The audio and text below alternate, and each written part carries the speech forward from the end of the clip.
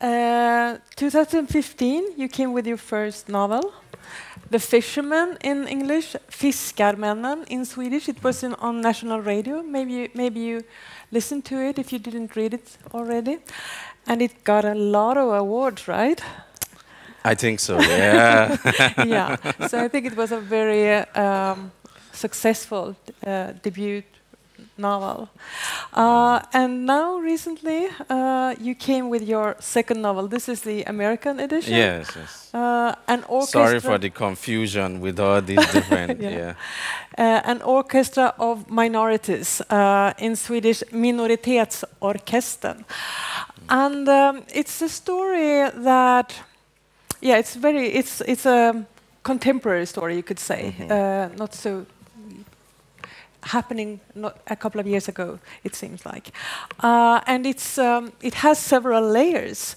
And you offered to read the beginning of the sort of more realistic level of it, right? Okay. Where everything starts of this story, this love story between a young Nigerian man and a young Nigerian woman. Well, again, thank you very much for coming. You have a very beautiful, can you hear me? Is it okay? So you have a very beautiful city, and you guys could be doing something more important or interesting, but you've chose to come and listen to me. Thank you so much, Mikaela. So, indeed, I will begin reading from the first chapter of the novel, with hopes that all of you will, become so interested, and you would, be shoving each other out of the way to rush and go and get a copy of the book. So, but I need to give a small context very briefly. So the story is told by a spirit. A spirit that lives in the main character. The spirit is about, it's been coming and going for like some 700 years. So there is, so it's this voice you hear. So this is not a first person or third person narrator. I think that much is necessary to say. The eastern darkness had fallen, and the road ahead and behind was blanketed in a kilt of gloom when he arrived at the bridge over the Amatu River. He'd heard only the previous week that the river had overflowed and drowned a woman and her child. He didn't usually put stock in the rumors of mishaps that passed around the city like a weighted coin, but this story had stayed in his mind for a reason which even I, his chi, could not understand. He was barely at the middle of the bridge thinking of his mother and child when thinking of this mother and child when he saw a car parked by the railings, one of his doors flung wide open. At first, all he heard was the car, its dark interior, and a speck of light reflected on the window of the driver's side. But as he shifted his gaze, he caught the terrifying vision of a woman attempting to scale over the bridge into the waters. Agunjiebwe. How uncanny that my host had been thinking for days about a woman who drowned, and suddenly he found himself before another who had climbed one ledge up the rails, her body bent over as she attempted to throw herself into the river.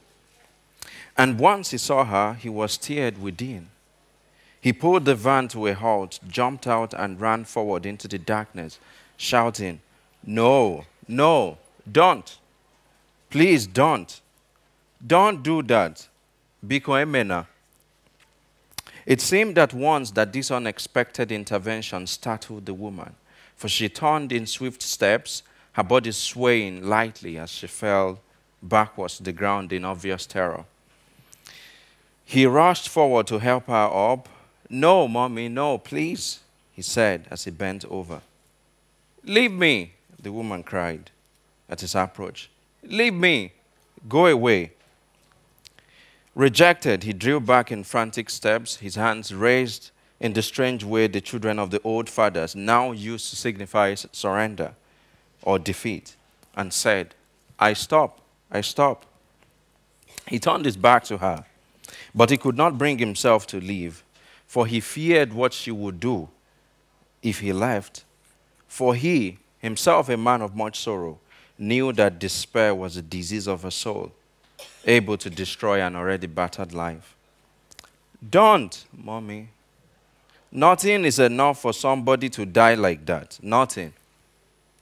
The woman struggled up to her feet slowly, first kneeling, then raising her upper body, all the while with her eyes fixed on him, and saying, "Leave me, leave me." He glimpsed her face now in the pupillary light of the van, and it was full of fear. Her eyes seemed somewhat swollen from what must have been long hours of crying.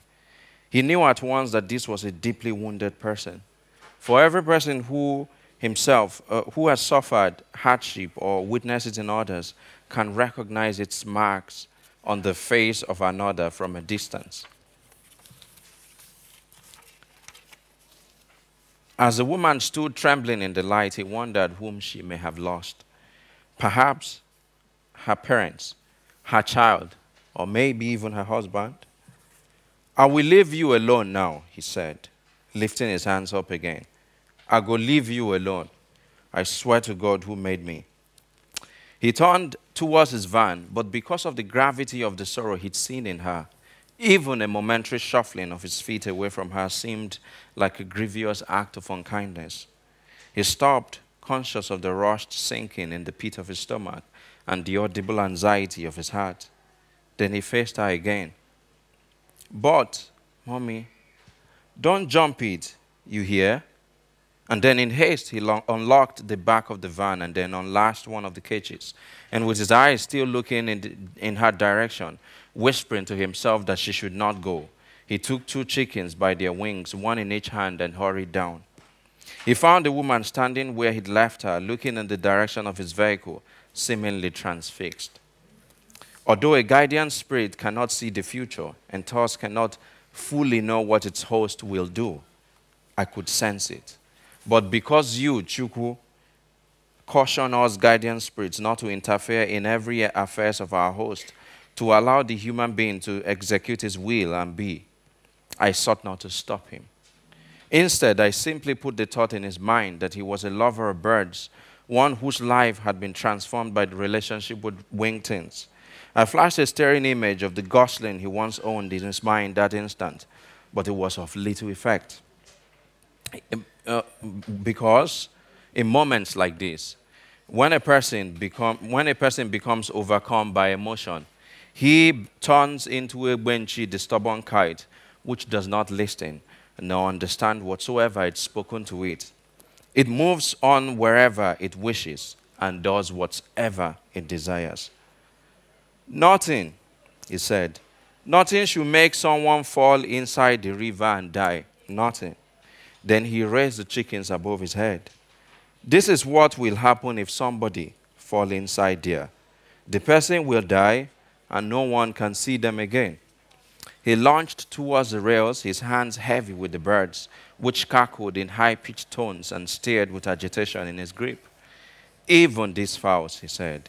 Then he flung them over the bridge into the gloom. For a moment, he watched the birds struggle against the Timal, whipping their wings violently against the wind as they battled desperately for their lives but failed. A feather landed on the skin of his hand, but he beat it off with such haste and violence that he felt a quick pain. Then he heard the sucking sound of the chicken's contact with the waters, followed by vain plunks and splashes of sound. And it seemed that the woman listened too. And in listening, he felt an indescribable bond with her, as if they had both become lone witnesses to some inestimable secret crime. He stood there until he heard the woman's gasp. He looked up at her, then back at the waters hidden from his side by the darkness, and back at her again. "You see," he said, pointing at the river, as the wind groaned like a cough caught in the dried throat of the night. "This is what will happen when somebody falls inside there." Probably should stop. Thank you. This is, I guess it's a lot to take in now to hear all this, but this is a very strong opening scene where you manage to put in so many threads that are unraveled during the rest of the novel. And what we hear is first the sort of how the Chi talks to the higher gods, Shukwu, Yes. and tell, yeah, is that right? I mean, you said it very well. I think you can speak Igbo, maybe. Secretly. So he addresses Shukwu and says that here is where the story began, the story that the book is about. So on this bridge, Ndali and Chinonso meets, and they are people that would normally not have met because they are so different. She's an upper class, well-educated, cosmopolitan, Afropolitan woman, perhaps, and he's a farmer boy who just recently lost his father, his kind of last relative. And is in a not so good mood himself. And then he meets this very despairing woman, and he throws the most precious things he has to save her, his hens, his chickens. Yes, his chickens. And then they don't meet for a while because it takes some time, and he begins to explore love, sex, and women, which he hasn't done so much before. But eventually they meet again, and they begin a big love story. Yes. That's a good summary. Yes. For the first part, and it's a beautiful love story, but it's a love story with a lot of trouble, like a love story in a book has to be, of course. And that has to do with class. Yes. And can you tell us something about class relations in Nigeria? Well, I think that something happened in the... I mean, class has always been... So Nigeria is made up of different tribes and nations, actually, with different civilizations and, you know, worldview, religions, and all that. So they were brought together, and the nation was created by the British.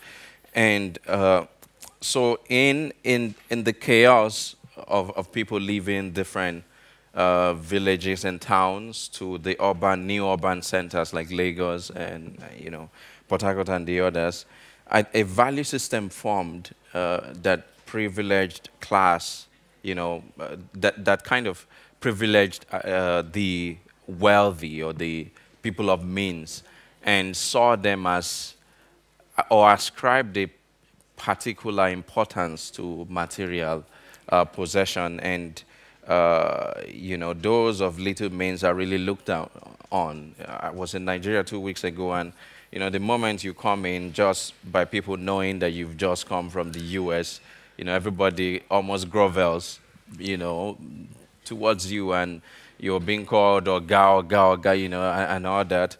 So, so class is you know, a very serious aspect of society, especially, and it's writ large, let me say, in education as well. So if, you know, those who are not educated, you know, sometimes when they have issues with other people who are educated, the people will just say, you know, why am I even talking to you? You are an illiterate, you know. So this is, it is a terrible thing not to have at least, you know, university education these days. People are really looked down upon.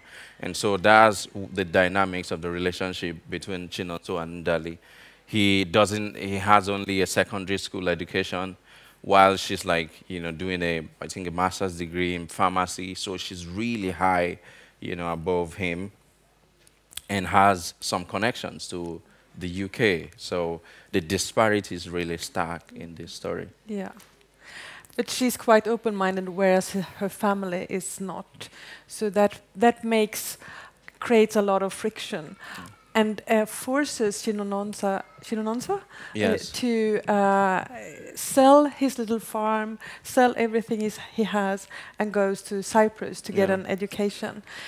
and yeah, things doesn't go so well for him there, as perhaps is the case for many African migrants who Yes. who search their luck elsewhere. Yeah. They get promises and they dream of a bright future, and they are prey to people who fool them and swindling them and stuff like that, and that is what happens to Chinonso, yes. Yeah. So actually, that aspect of the novel is, you know, that situation of people wanting to go out and leave Nigeria for a better life, you know, is a source of the novel.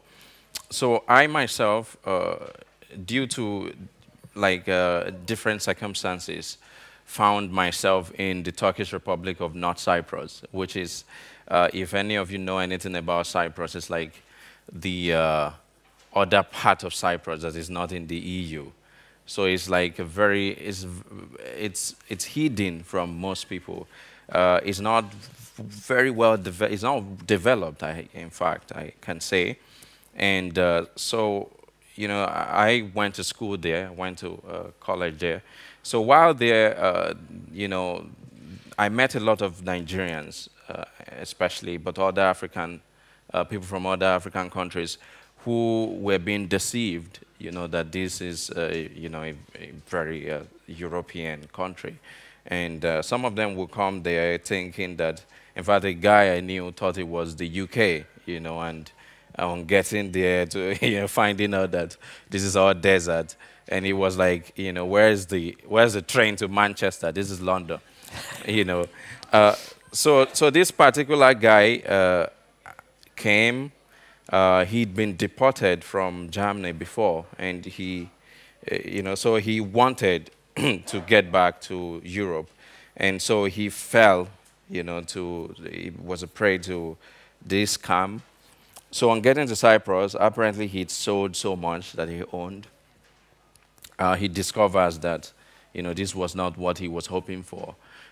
So he became very drunk one day and walked up to he climbed the stairs of a building and went to the attic of, you know, this tall building, 4-story building, I think. And he drank very much, you know. He obviously was very depressed. And I imagine that he walked over the attic thinking that, you know, he was going down the stairs. And so he fell and died in a very tragic way. And so, you know, in the aftermath of that, I was thinking about, you know, this guy's life. I knew him for about 4 or 5 days before this happened. And I just was asking myself questions, you know, what does fate or destiny mean? We believe a lot in predestination and destiny and fate and determinism and all that paradox that surrounds it. So why is it that, you know, many people of comparable experiences came, you know, to Cyprus this way, but they survived, but this guy died this way? So, and also he had mentioned almost offhandedly during that short period of time that, you know, the biggest motivation for him to come to Cyprus to try to make quick money was that he was in love with a lady and that he wanted to marry. And so I just started to think, you know, that's why, you know, he was very eager and keen to come. So I just started to think and try to reconstruct what the relationship could have been like. What would have made him want to do this? I mean, obviously he didn't know that he was going to die that way. So it was just asking these questions that brought about this, you know, image of this guy, a very lowly guy, and this woman. With this narrator that you have, the Chi, that gives you a lot of opportunity to, I would say, translate to people like us that know very little about Igbo culture and Igbo cosmology, etc., but perhaps also to your fellow, I mean, the transformations are so quick, so there's a lot of knowledge getting lost, I imagine. But he can go on and sort of philosophical Tangents. Yeah. So there is one recurrent theme that he talks about, which is really about this guy walking over the attic. That is, when does things begin? Yeah. You get back to that in the novel. Like, we see something happening, a guy falling off a roof or something like that, an accident that seems to happen in that moment. But there are so many threads back in history. You ask in the last chapter, I guess, when can anybody who see a spider's web actually tell when it came there? Yeah. So you're right. So the narrator, as I said, is this spirit that lives in this guy, but also has access to various other places. So the story is being told by this spirit in cosmic space. So the narrator has done something egregious and something that is an abomination. It's really bad, we're told. And so it is something for which people, even in pre-colonial Igbo world, are punished severely for. So his chi goes to the cosmic space to try to give an account and make a case for him. So it's a failing case, so the chi is saying a lot and going on these tangents, not just to try to make a case for the host, but also itself, because it's a reincarnating spirit and it has to come back. And if it's deemed ineffective, then it can be punished as well. So you could say that he's kind of trying to save his own reputation? As well, yes. Yeah. So, I was a good chi and all of this. So, but another thing that I wanted to do with that framework was I wanted to chronicle or chart a map, so to say, of the Igbo history. And, I always knew from when I was a little child that there was something about the complex belief systems that we had that, it's either being forgotten or it's not even, or people are just no longer interested in it because of westernization. So, and I felt like, okay, at some point, I should document aspects of it at least. So you've heard in the Western tradition, people have written about some fundamental principles of the Judeo-Christian civilization that forms the bedrock of Western civilization, and one of which is the free will, which this guy John Milton wrote about in Paradise Lost, and so many people have written about aspects of that, even afterwards. And the Igbo people believe in these. The fundamental principle is where one thing stands, another thing stands beside it. So it's a belief in duality of everything. If there's a corporeal entity, a human being, then there must be a duplicate version in the metaphysical space. And at the center of that is the chi. The chi is the duplicate of every individual. And so and this belief system was realized in institutions, so it wasn't like just something that it was on the fringe that people could dismiss. No, just as you could trace maybe liberal democracy, for instance, to the idea of free will, liberté, égalité, the French Revolution, and the constant idea of choice and freedom, in the Western tradition. So you could trace, say, the socio-political structure of the Igbo people, which in Igbo land in pre-colonial times, 80 to 85% of the places did not have a monarchical system. They had an egalitarian structure in which the oldest people, so age was approximate to wisdom in the Igbo worldview.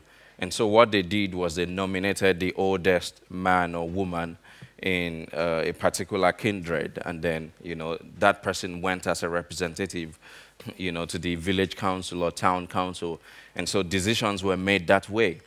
And, you know, the rationale for that was because they felt like if everybody has this divine spirit in them, so how can somebody who is divine rule over another person? So they did not think of hierarchies in that way. So that was what informed that. So the chi was realized in an institution. So it wasn't like an idea that was on the fringe. So I just wanted to bring in that, you know, complex belief system and, you know, document it in a novel so that, you know, not just my, you know, my generation, but even, you know, my dad's generation, you know, can not just know about it, but have it as, you know, something for reference in the future. Yeah, yeah. And I think it works really well because you get, since the realistic layer, so to speak, is very contemporary. You can see that, yeah, they are people living in our time. And then it's narrated with this kind of archaic language I mean, in the Swedish version anyway, you can really recognize it from how you would imagine that goddesses speak, so to speak. But he's it's kind of funny also because he's always frustrated because apropos free will that the protagonist he do whatever he wants and that she's no don't do that and trying to blink in ideas in his head to stop him and to make him show something else but it's not really in his power to gear him. So there's a balance between determinism and fatalism. So the Igbo's belief is a kind of a paradox actually. So the chi can influence can put thoughts in you, but cannot control what you do. In the end, the individual still has the power to reject, you know, the ideas that come into their mind. So that's one of the ambiguities that in the chi's narration of the story or the retelling of its whole story. But also the chi makes the prelapsarian language you talked about, the archaic language, comes from the fact that the chi itself is a reincarnating spirit, which has been around and has been coming and going. So in the novel, it helps me chart that historical map of landmark events in Igbo history. So the chi has ensouled, you know, a host who was a slave during the transatlantic slave trade, one that was alive during the first encounter with the Portuguese, one that was a soldier in the Biafra War. So it has a lot of recourses and you know, things, wealth of experience that it can call to. But they are gendered, right? Because in the end, the chi is communicating with Ndali's chi, and you call her she. So the chis are gendered. Actually, not exactly, but from the point of view of Chinonso's chi, it will refer to Ndali's chi as a she. Oh, okay. Because it's like, you know, when they appear, they look like the version of the actual individual. So it is seeing, but I use it for them throughout the book. You know, so I mean, in my research, it's not very clear which pronoun, you know, that the Igbos ascribe to describing the chi. So I made one up. I just thought it would be best to not ascribe any definite gender. As you tell me now, it's kind of a heritage project to sort of preserve these ideas. And I wanted to ask you, before you told me that, because when Wole Soyinka was here many years ago, he got a question about what the Yoruba tradition means to him. I know that's a very different tradition. Of course. But they have these orishas with a number of. It's more similar to the Scandinavian old god system. They have this Shango, Shango, yes. which is a little bit similar to Thor, the Swedish thunder, and he is also the god of iron, yes. And communication in Soyinka's account. And he said, yeah, you know, it's not that I believe in it, but I use it. I can sit on my commute and arguing, why is it so many cars? Why is it and I discuss that with Shango. So I use him as a person to discuss communication with, because he's responsible for them. So that's my way to sort of keeping the traditions alive. But you don't see a similar thing happening within Igbo culture. Well, maybe that was like 1986, so that was long ago. Oh, no, not that long ago. I wasn't. Okay. I was at his house actually 2 weeks ago, and I think he worships Shango. He practices. But you're right. There is a. So I like to say that the colonialization of most African countries was really thorough. It was different. I think there are layers, and I'm writing something about this now. There are different shades of colonialization. Ours was very thorough in the sense that the British thought they were on a civilizing project. They really thought that, you know, for instance, the socio-political structure I talked about. So at the time when the Igbos had an egalitarian system, the British had a monarchical system, but they thought that, you know, all our practices were barbaric and uncivilized and all that.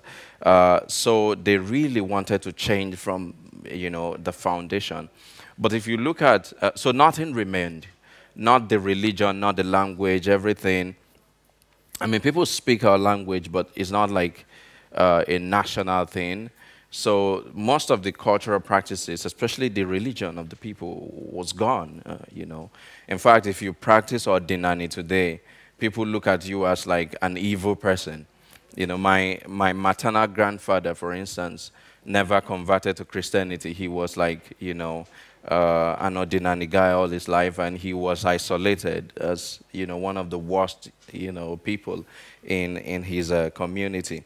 So, but if you look at India, for instance, the Hindu and Buddhism and all this stuff, you know, survived, you know, because the British were a bit more respectful of their, you know, civilization. So it wasn't scorched earth like it was for us. So, so it really feels like a heritage project, even though I have to say that there's been a movement. Some people are, you know, I know quite a number of people who are going back to some of these traditions, and, you know, people are calling for Igbo language to be taught in the schools rather than English and all that. So, so they, you know, there might be something there. Yeah. And I mean, Things Fall Apart was also a kind of. Yes. Chinua Achebe, when he wrote that book, that was also a way to teach fellow Igbo people about their history. Yeah, the more like the socio-political aspects of the Igbo culture and history, yes. But this one is mostly about an aspect of the religion, I would say, is what an orchestra of minorities kind of teaches. Yeah, because this is so contemporary as well, which is really great. I wanted to turn to your thing for tragedy.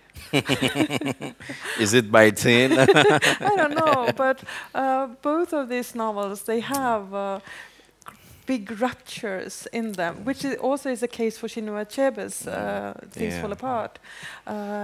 Big ruptures that changes everything, and I'm sorry to spoil this a little bit, but there's not a really happy ending in this novel. I mean, okay, so why am I writing in that vein? I'm thinking about like Chimamanda Ngozi Adichie's Americana, which is almost, I love that book, but it's almost cheesy in its ending, because it's so yeah, so romantic in the ending. We don't really get this here. Yeah, you know, that's a good point. A friend of mine wrote something. He asked me the same question, and my wife always says, "Oh, each time I give her a manuscript, he's going to write something like that again." You know, uh,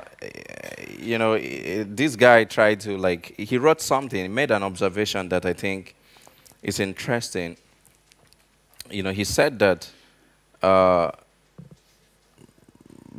Probably the reason why we, African writers tend to write stuff like this, that may or may not have a happy ending, might be because of the fact that we're trying to understand certain things in our society.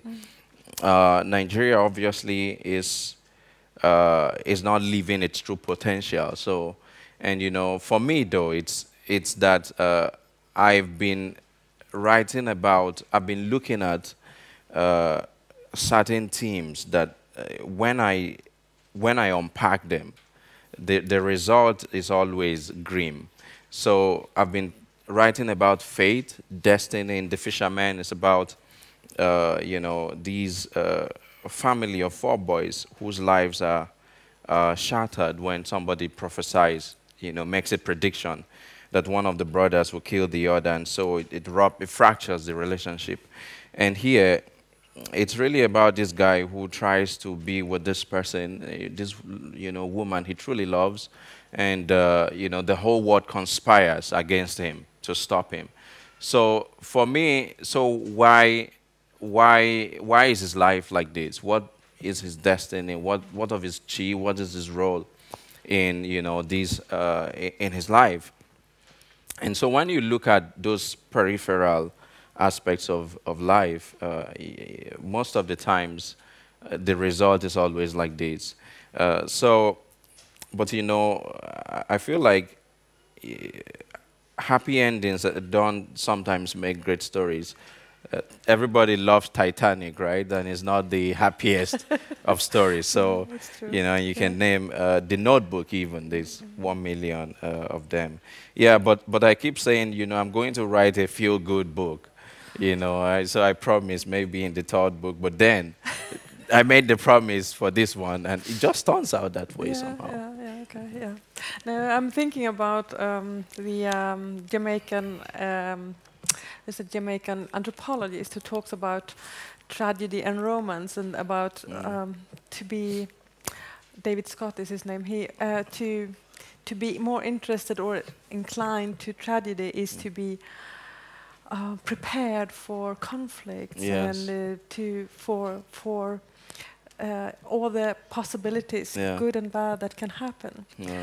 But I was thinking now when you were talking about colonialism, and I mean it's obviously some kind in the background of the book, but some of these structures, and you mentioned it when we talked about class in the beginning, are at least how they turned out is really a result of colonialism, and also the religion's disappearance, etc. But it's not so upfront in the book. In the book, yeah. Well, is that a choice, or that you didn't want to blame colonialism too much? I don't. The thing is, the book covers a lot of grounds. I think. Yeah. Too much probably for what I hoped for at the beginning. But so you have a spirit that is within this almost old religion, because it's not practiced very much. Somebody said that about 5% of Igbo people still follow the ordinary religion. 90% are probably Christians, and another 5% are irreligious. I don't know how true that is, but that's what they said.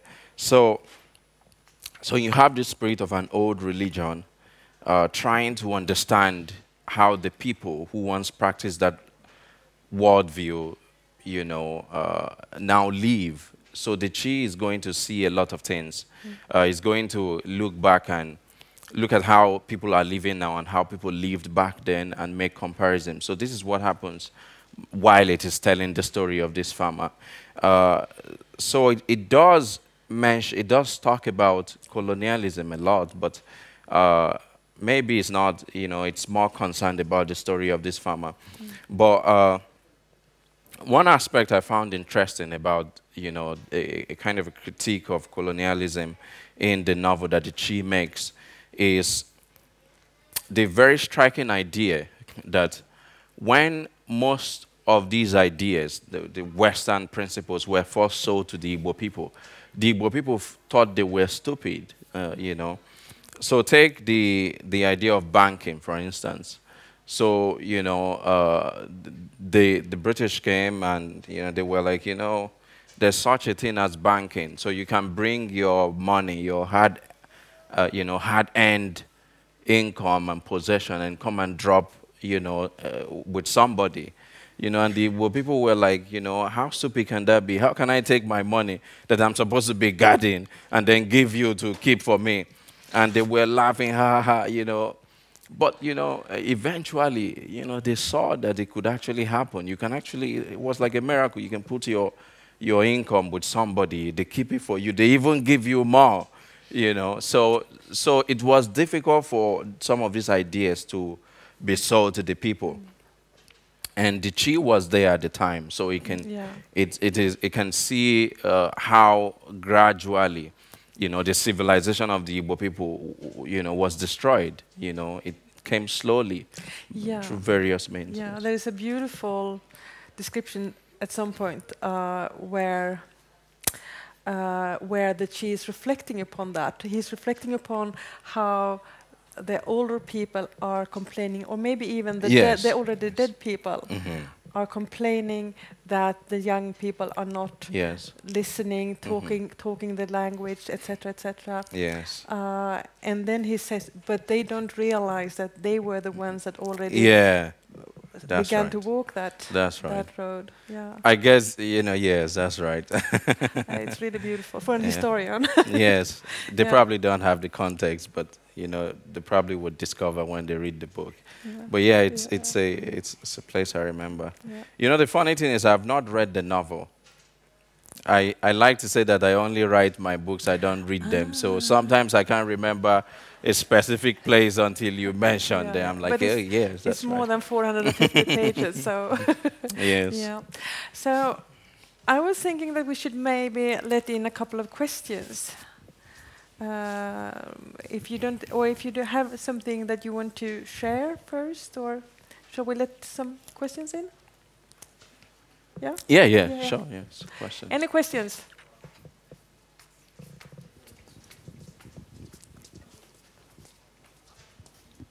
Mr. Obioma, thank you very much for your lovely books. I really enjoyed reading them. Thank you so much. I'm just curious about the process of researching for the material, and especially about the Igbos and the believings and culture. Did everybody hear the question? Yeah. No? Well, it was about the process of researching the cosmology in the book. Well, as I said earlier, my mom she grew up in this household where my grandfather was steeped in the Igbo culture. He was very adamant and stubborn.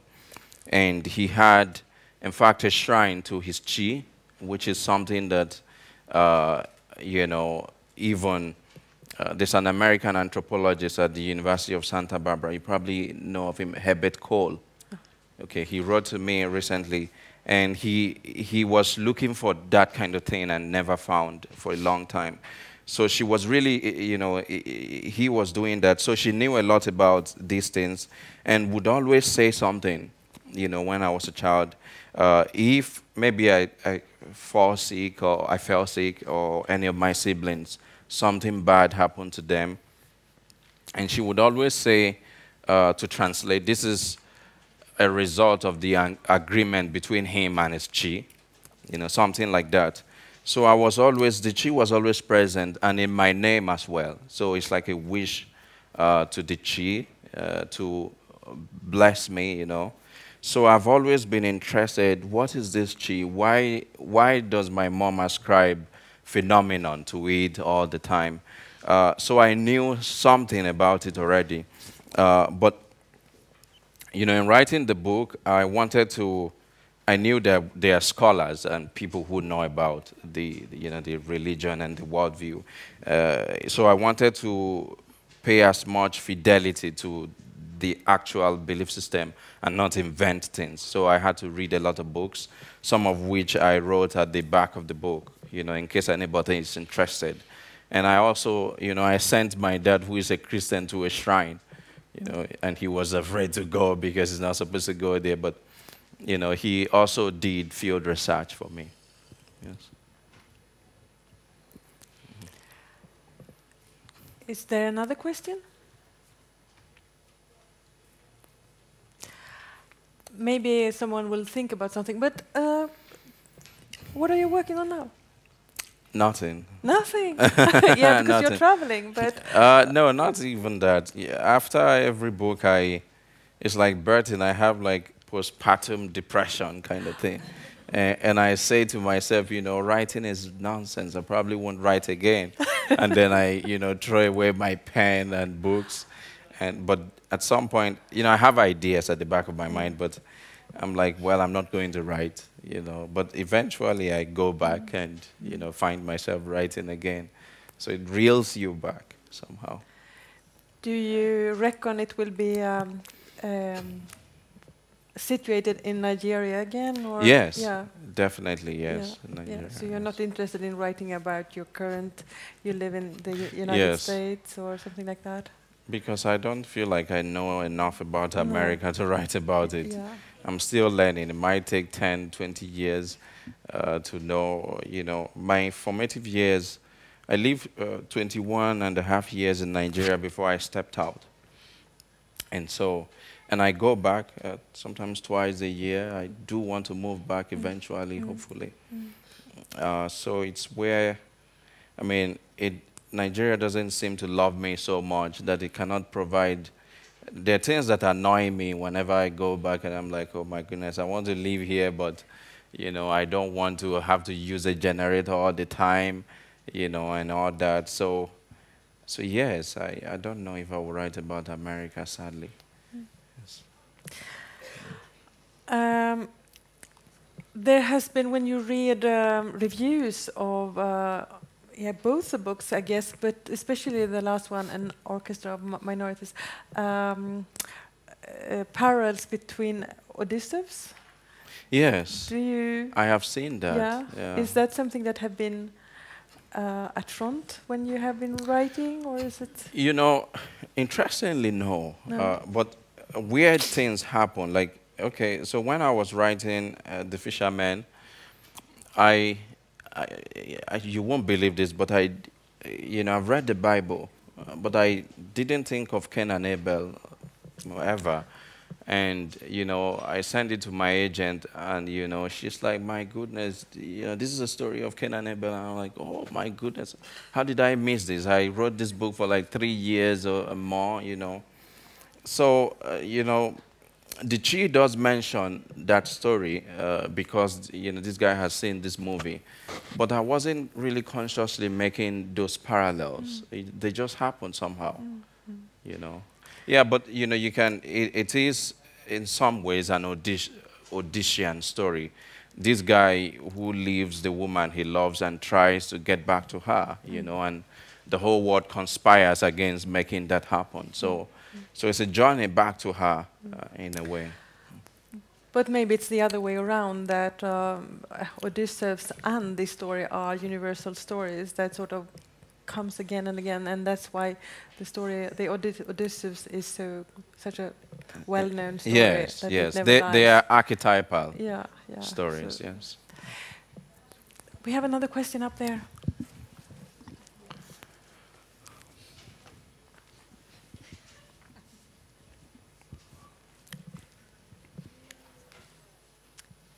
Hello. We're a book club here, a group of people. We have just been reading The Fisherman, and we'll discuss it tonight after this talk. I'd like to know, what was the inspiration for that book? Was this anything special, something you've been thinking about for a long time, or any incident? Well, it came about from me so I ask philosophical questions, just as I mentioned earlier with the Orchestra of Minorities. Something happens and then I frame a question and I try to answer that question. And a story is produced somewhat miraculously from that question. So the fisherman sprang from me, going to Cyprus, and I had taken my siblings for granted, because I saw them every day and they didn't seem to mean. In fact, sometimes I wanted to get away from them, But on going to this place, it just surprised me that, I didn't have a friend at that time. And it never really occurred to me that I needed to have one. So, I got to this school and all the freshmen are like, well, I'm going to call my friend here, my friend there. I'm like, wow. So because there were so many people, it was an unusually crowded family, even by Nigerian standards. We were always mocked as, children by everybody in the town. Oh, you guys have like so many kids and all that. And, in fact, I was always ashamed in a way of my how big my family was.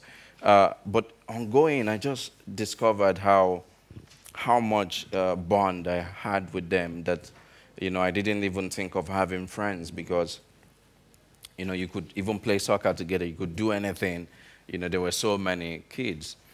And, I said to myself, okay, I'm going to explore what it means to have a brother or a sister. We were like, there were just 3 girls, but all were boys, so there were so many brothers.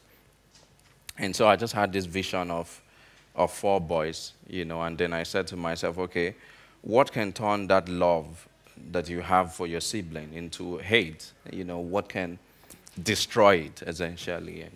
And, so that's where the novel came from. I just came up with these idea of, I came up with different ideas, but I settled on that one. I hope it succeeded, So that book came out in your late 20s, Yes.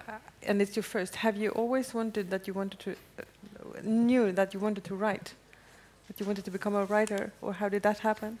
Yeah, I've been writing for very long, Yeah. since I was like maybe 10, I started reading from 7, 8.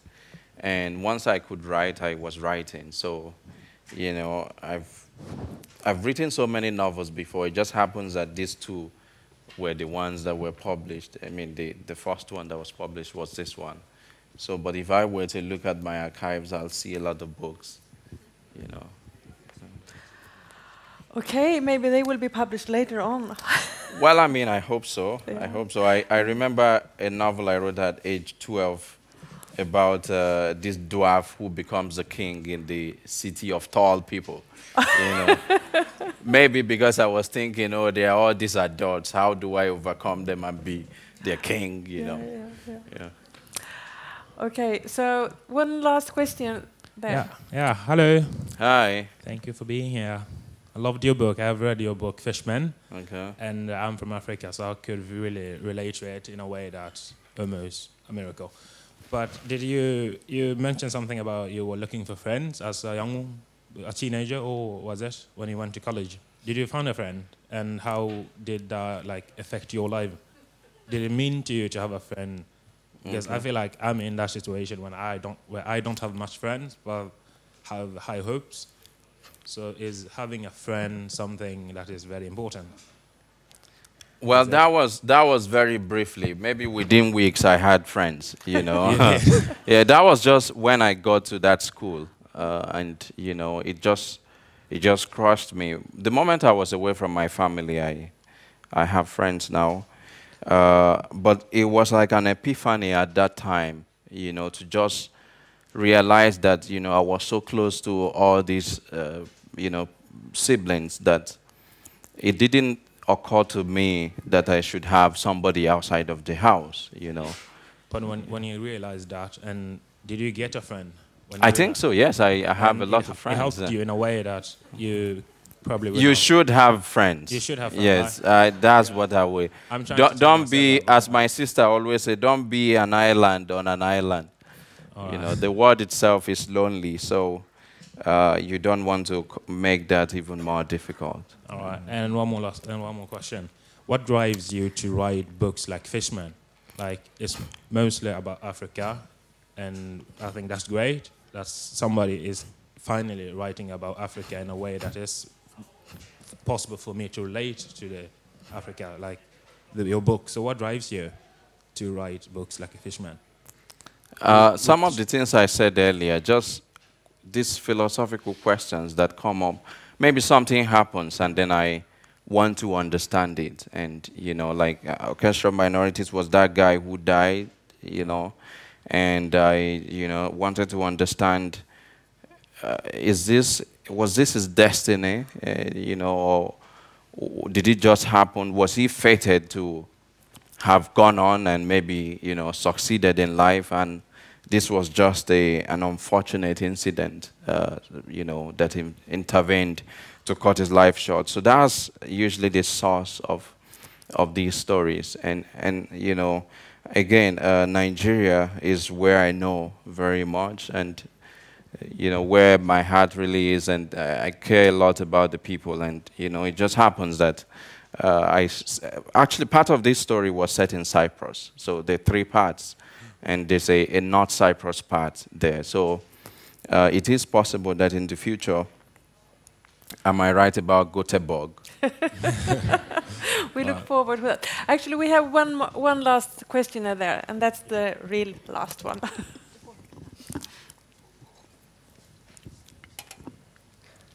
Hello.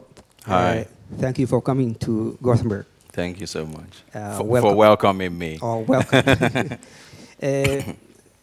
I would like to ask you about something that I read in your reviews in your books. Okay. And that's Which one? Both books? it's overall writing, Okay. your writings, and it's actually written there. Okay. Let me see if I being can compared read. to Chinua Achebe. Okay. How do you take that? Well, what does that mean to you? You know, I have to tell you, so it's been good and bad, honestly. So there was a review in the New York Times of The Fisherman where apparently the reviewer loved the book so much and said, you know, I'm going to declare this guy the hell to Achebe. You know, so I mean, it helped me. It did help. People who had read Achebe were like, oh, well, if this is his head, then we'll probably have to pay attention to this guy. I was like 27, 28, you know, so it was good to have that kind of thing. Even though, on the other side, it also brought scrutiny. You know, there was a review. I don't read reviews. You know, my agents, I mean, I read some of them. My agents or publisher will send me the good ones, and then, you know, I read them. But there was this person who was a professor in Germany, and the main one, Frankfurter Allgemein or something like that. You know, he was a Chinua Achebe scholar, and he attacked my book so viciously because, you know, I was being compared to Achebe. He felt like it was a bad thing. And, you know, my book probably would have done much better than it did in Germany. And, you know, the guy just destroyed it because he just could not, you know, separate his bias for Achebe with the book. And so it has been good and bad. So in those moments, I wish this review was never written, you know. Another thing I was wondering is whether it is Francophone or Anglophone African writers, their books never get translated into local African language. How about your books? What are your plans about that? Again, that's a very good question. It's unfortunate, isn't it? It is. You know, so this book, I think, will be translated into Igbo. I think so. I will be surprised if it won't. But yes, it hasn't been happening. The fisherman is not in the Igbo language, or the Yoruba language. But the reason for that is because, see, for instance, nobody needs to translate what I'm saying, even though this your first language is not English. Everybody knows English anyway here. So English is the language of education. People speak Igbo or Yoruba or any of the languages, but publishers will just wonder, why don't you just write in English anyway? What is the point of a language where people, in fact, some children don't speak it. Parents just speak English to their kids, which is unfortunate. So there isn't a big tradition of having books in the local language, though some do. Ngugi wa Thiong writes in Kikuyu, I think. So, but because of the way the subject of this book, one of its subject, which is about the Igbo cosmology, people have said that they will do something about that. So let's hope that is rectified. Thank you. Okay. I know this is that you are at the end of your book tour now. Yes, so we hope that you can go home and recover from your postpartum and begin to write your next book. Yes. Well, thank you very much, Mikaela, and thank you so much for coming. Yeah, thank you. I appreciate it. Thank you so much. Thank you.